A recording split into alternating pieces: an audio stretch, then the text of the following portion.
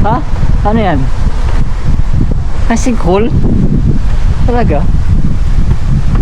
Let's have a look. Diba ba? Iladaan ka ba dun? Baba ka. Ah, sarado na. Doon may ulog yung pera.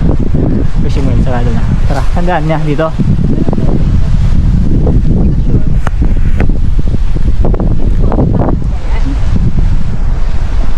Sabi Galileo, Maganda to kapag may bunga.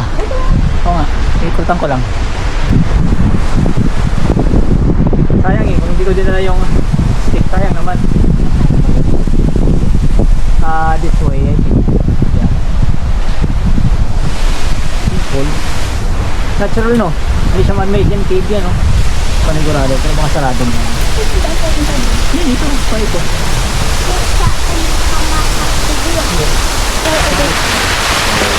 Sigaw kan.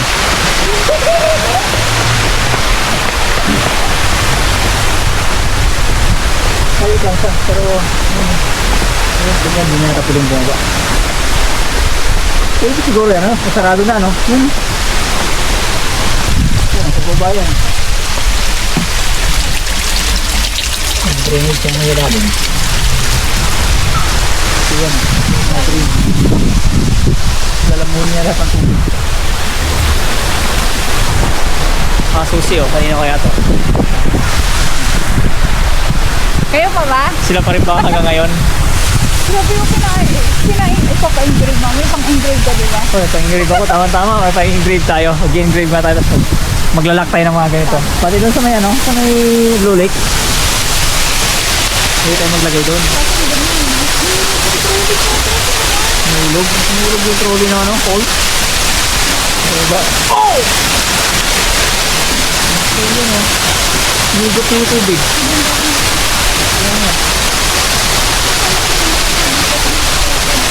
Kaya doon nigot yung tubig. Wala na. Siguro tagos siya na ilalim. Cave to. Natabunan naman. So how many millions of years nasaraduhan, no?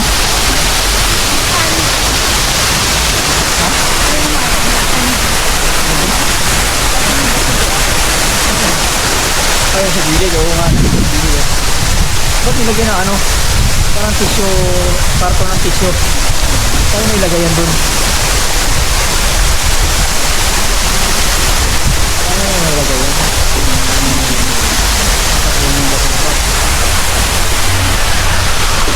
Hindi ko masyadong naalagaan guys. Natabunan ng basura.